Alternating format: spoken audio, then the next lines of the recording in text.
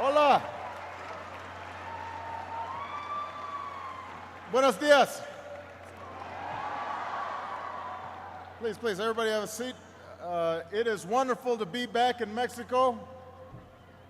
Lindo y querido.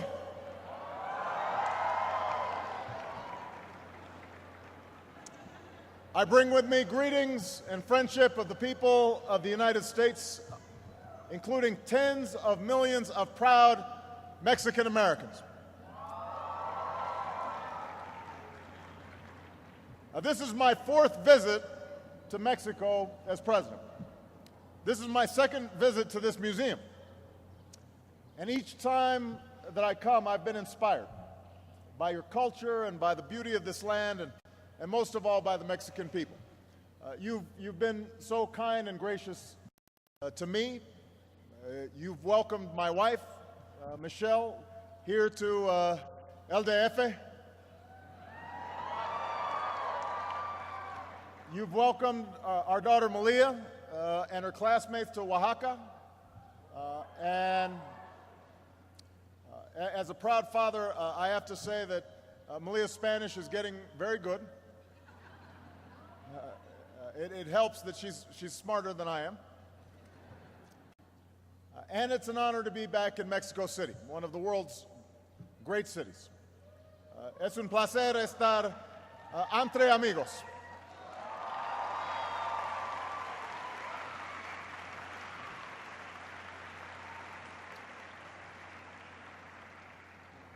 And it's fitting that we gather at this great museum, which celebrates Mexico's ancient civilizations and their achievements in arts and architecture, medicine and mathematics. In modern times, Mexico's blend of cultures and traditions found its expression in the murals of Rivera and the paintings of Frida and the poetry of Sor Juana and the essays of Octavio Paz. And Paz once spoke words that capture the spirit of our gathering here today. In this place that celebrates your past, but which this morning is filled with so many young people who will shape Mexico's future. Octavio Paz said, modernity is not outside us, it is within us. It is today and the most ancient antiquity. It is tomorrow and the beginning of the world. It is 1,000 years old and yet newborn.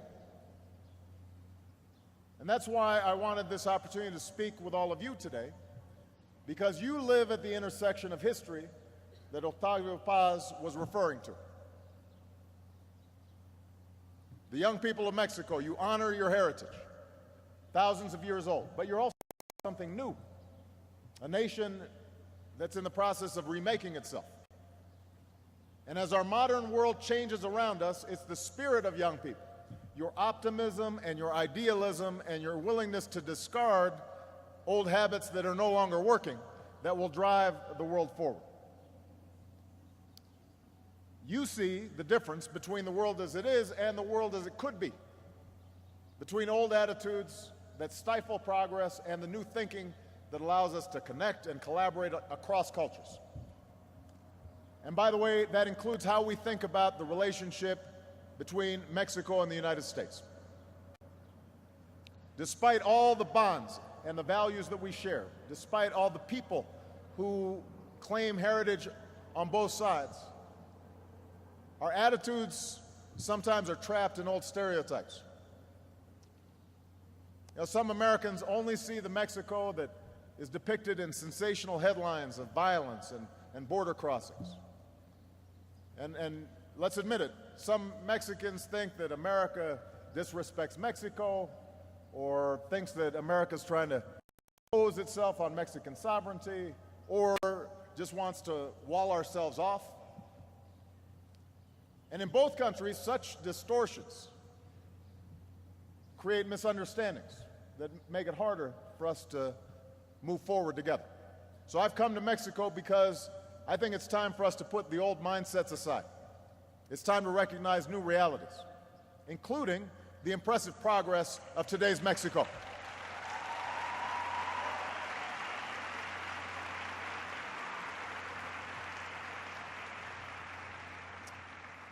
It is true that there are Mexicans all across this country who are making courageous sacrifices for the security of your country. That in the countryside and in neighborhoods not far from here, there are those who are still struggling to give their children a better life. But what's also clear is that a new Mexico is emerging. I see it in the deepening of Mexico's democracy. Citizens who are standing up and saying that violence and impunity is not acceptable. A courageous press that's working to hold leaders accountable. A robust society, including brave defenders of human rights who demand dignity and rule of law. You have political parties that are competing vigorously but also transferring power peacefully and forging compromise. And that's all a sign of the extraordinary progress that's taken place here in Mexico.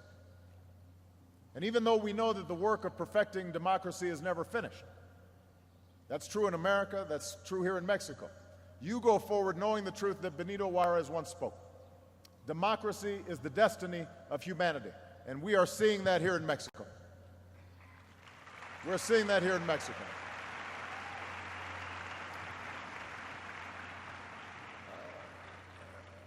We're also seeing a Mexico that's creating new prosperity, trading with the world, becoming a manufacturing powerhouse from Tijuana to Monterrey to Guadalajara and across the Central Highlands. A global leader in automobiles and appliances and electronics, but also a center of high-tech innovation, producing the software and the hardware of our digital age. One man in Querétaro spoke for an increasing number of Mexicans. There's no reason to go abroad in search of a better life. There are good opportunities here. That's what he said, and you are an example of that. And in fact, I see a Mexico that's lifted millions of people from poverty. Because of the sacrifices of generations, a majority of Mexicans now call themselves middle class, with a quality of life that your parents and grandparents could only dream of. This includes, by the way, opportunities for women who are proving that when you give women a chance, they will shape our destiny just as well as men, if not better.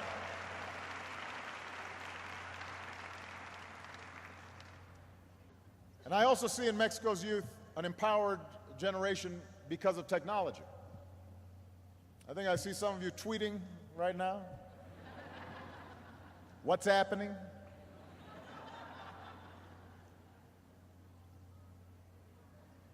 And whether it's harnessing social media to preserve indigenous languages or speaking up for the future that you want, you're making it clear that you want your voice heard.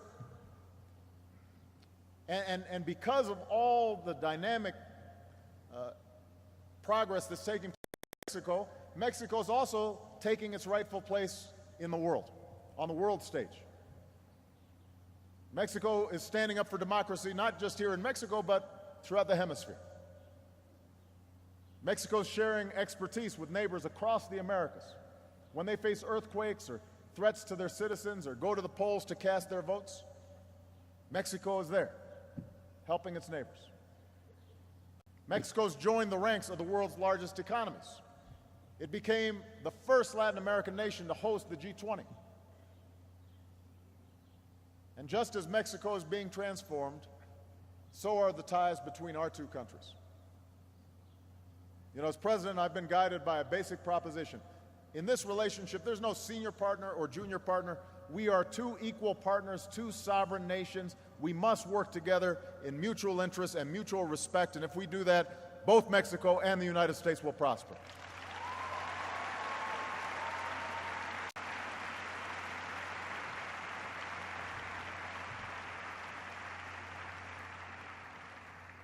And just as I worked with President Calderón, I've reaffirmed with President Peña Nieto that the great partnership between our two countries will not simply continue. It's going to go stronger and become broader.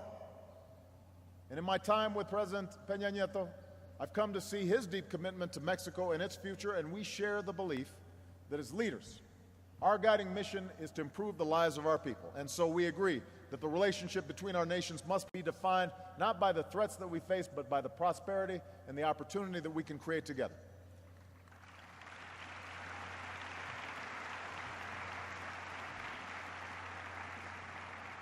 Now, as equal partners, both our nations must recognize our mutual responsibilities. So here in Mexico, you've embarked on an ambitious reform agenda to make your economy more competitive and your institutions more accountable to you, the Mexican people. And as you pursue these reforms, I want you to know that you have strong support in the United States. Because I believe, that people all around the world deserve the best from their government. And whether you're looking for basic services or trying to start a new business, we share your belief that you should get through your day without paying a bribe. And when talented Mexicans like you imagine your future, you should have every opportunity to succeed right here in the country you love. And in the United States, we recognize our responsibilities. We understand that much of the root cause of violence that's been happening here in Mexico, for which so many Mexicans have suffered, is the demand for illegal drugs in the United States. And so we've got to continue to make progress on that front. I've been asked, and I honestly do not believe that legalizing drugs is the answer, but I do believe that a comprehensive approach, not just law enforcement, but education and prevention and treatment, that's what we have to do. And we're going to have to stay at it because the lives of our children and the future of our nations depend on it. And we also recognize that most of the guns used to commit violence here in Mexico come from the United States.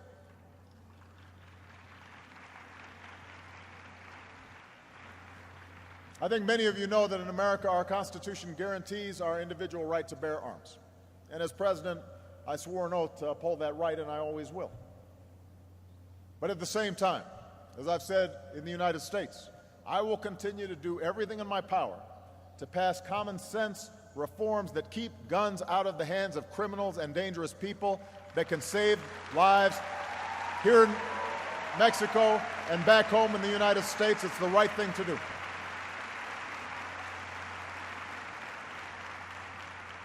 So we'll keep increasing the pressure on gun traffickers who bring illegal guns into Mexico. We'll keep putting these criminals where they belong, behind bars. And so we recognize we've got work to do on security issues, but we also recognize our responsibility as a nation that believes that all people are created equal. We believe it's our responsibility to make sure that we treat one another with dignity and respect. And this includes recognizing how the United States has been strengthened by the extraordinary contributions of immigrants from Mexico and by Americans of Mexican heritage.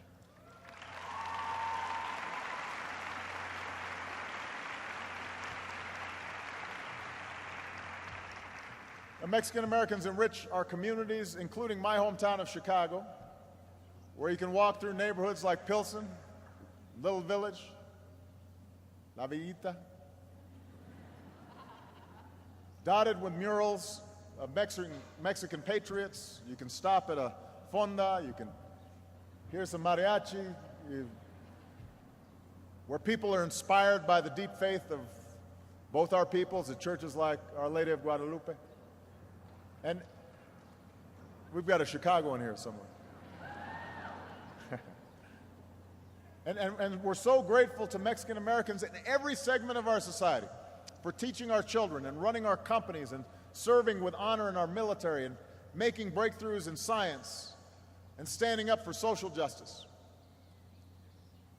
Dr. Martin Luther King Jr. told Cesar Chavez once, "We are brothers in the fight for equality." And in fact, without the strong support of Latinos, including so many Mexican Americans, I would not be standing here today as President of the United States. That's the truth.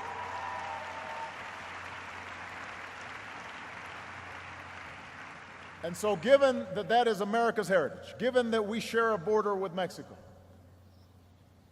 given ties that run back generations, it is critical that the United States recognize the need to reform our immigration system. Because we are a nation of laws, but we're also a nation of immigrants. Like every nation, we have a responsibility to ensure that our laws are upheld.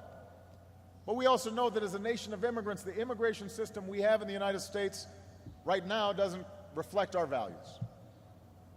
It separates families when we should be reuniting them. It's led millions of people to live in the shadows. It deprives us of the talents of so many young people, even though we know that immigrants have always been the engine of our economy, starting some of our greatest companies and pioneering new industries. That's one of the reasons I acted to lift the shadow of deportation from what we call the Dreamers, young people brought to the United States as children.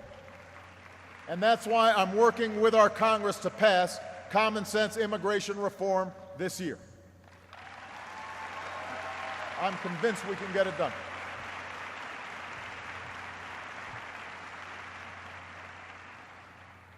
Reform that continues to strengthen border security and strengthen legal immigration, so citizens don't have to wait years to bring their families to the United States.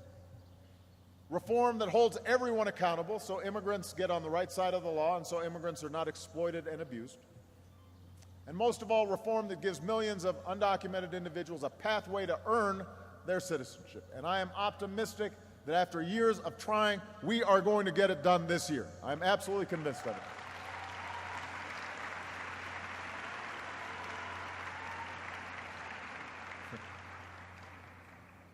And obviously, we're going to have to work with the Mexican government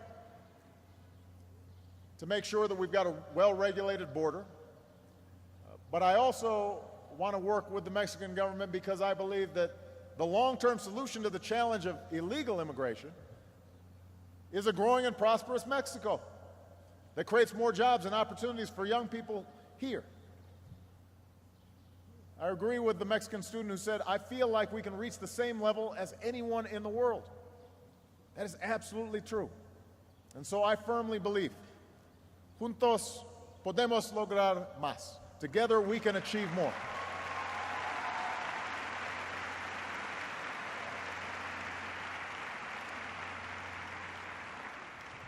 So with the remainder of my time today, I want to focus on 5 areas where we can do more. Number 1, let's do more to expand trade and commerce that creates good jobs for our people. You know, we already buy more of your exports than any country in the world. We sell more of our exports to Mexico than we do to Brazil, Russia, India, and China combined. Mexican companies are investing more in the United States, and we're the largest foreign investor in Mexico because we believe in Mexico and want to be a partner in your success. So guided by the new economic dialogue that President Peña Nieto and I announced yesterday, let's do more to unlock the true potential of our relationship. Let's keep investing in our roads and our bridges and our border crossings so we can trade faster and cheaper. Let's help our smaller businesses, which employ most of our workers, access new markets and new capital. The big markets right across the border. Let's empower our young entrepreneurs as they create startup companies that can transform how we live.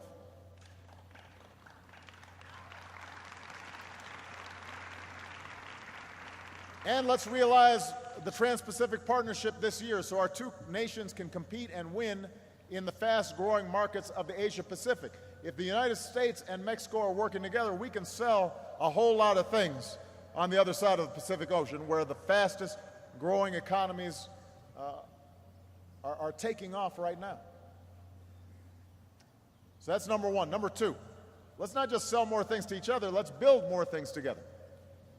So with many of our companies operating in both countries, parts are now being shipped back and forth across the border as they're assembled. So every day, U.S. and Mexican workers are building things together, whether it's crafts, whether it's cars or aircraft or computers or satellites. And I think this is only the beginning. Given the skills of our workers, it makes even more sense for companies around the world to set up shop in the United States and set up shop in Mexico, and as Mexico reforms, we're going to be able to do more business together and sell more goods around the world. And the more that our companies collaborate, the more competitive they'll be. And the entire hemisphere will benefit because of those links and chains that have been created between our 2 countries. Number 3, as we secure our economic future, let's secure our energy future. including the clean energy that we need to combat climate change. You know, our nations are blessed with boundless natural beauty, from our coastlines and farmlands to your tropical forests. But climate change is happening. The science is undeniable. And so is the fact that our economies must become greener. So in the United States, we've made historic commitments to clean and renewable energy, like solar and wind power. And we've made a commitment to reduce the emission of harmful carbon pollution. And here in Mexico, you're a leader in cutting carbon emissions and helping developed countries do the same.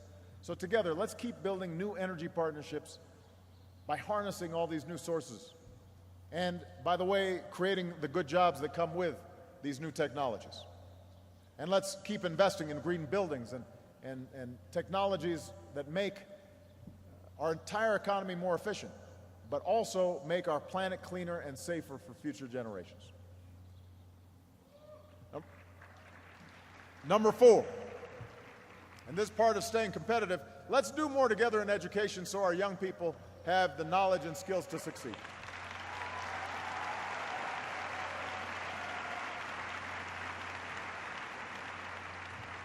You know, here in Mexico, you've made important progress with more children staying in school longer and record numbers of students like you getting a university education. Just imagine how much the students of our two countries could do together, how much we could learn from each other.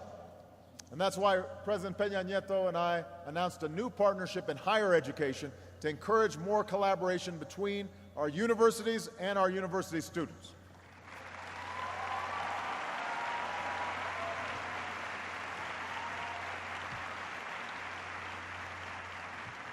So we're going to focus on science and technology, on engineering and mathematics. And this is part of my broader initiative called 100,000 Strong in the Americas. We want 100,000 students from the United States studying in Latin America, including Mexico, and we want 100,000 Latin American students, including Mexican students, to come to study in the United States of America. Because when we study together and we learn together, we work together, and we prosper together. That's what I believe.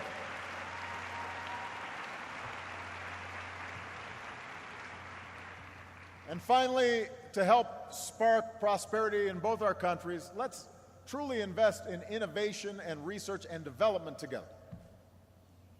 You know, here in Mexico, you're now a global leader in graduating engineers and technicians. One of Mexico's leading scientists, Rafael Navarro Gonzalez, is helping analyze data from the rover that we've landed on Mars. So together, let's remember that every dollar, every peso that we invest in research and development returns so much more to our economies in jobs and opportunity, new products, new services. And that's why I'm calling for us to forge new partnerships in aerospace and IT and nanotechnology and biotechnology and robotics. Let's answer the hope of a young woman, a student at the National Polytechnic Institute, who spoke for so many in your generation, so eager to make your mark. She said, give us jobs as creators. Give us jobs as creators. You know, sometimes young people are known as just consumers of goods, but we want young people creating the new products, the next big thing that will change how we live our lives. So that's the agenda that I want to pursue. And I understand that there are those, both here in Mexico and elsewhere in Latin America, but also back home in the United States, who are skeptical of progress, who maybe doubt the capacity for us to make the most of this moment. There are always cynics who say, oh, this is too hard, the headwinds you face are too stiff. They say Mexico's been here before, we look like we're making progress, we're looking at a bright horizon on the verge of great possibility, but then we get blown off course. And it's true that nothing is inevitable. Progress and success is never guaranteed. The future that you dream of, the Mexico you imagine, it must be built, it must be earned. Nobody else can do it for you. Only you can earn it. You are the future. As Nervo wrote in La Raza de Bronce, tú eres el sueño, you are the dream.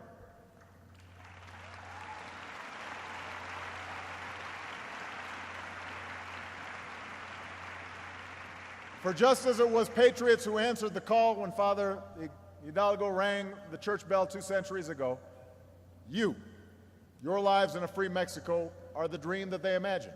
And now it falls to you to keep alive those virtues for which so many generations of Mexicans struggle.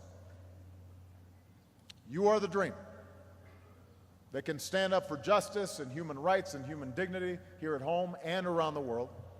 You're the creators and the builders and the climbers and the strivers who can deliver progress and prosperity that will lift up not just the Mexican people for generations to come, but the entire world.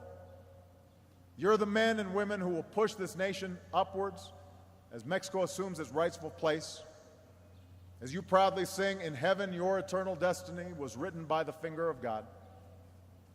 You are the dream. This is your moment, and as you reach for that future, always remember that you have the greatest of partners, the greatest of friends, the nation that is rooting for your success more than anybody else, your neighbor, the United States of America.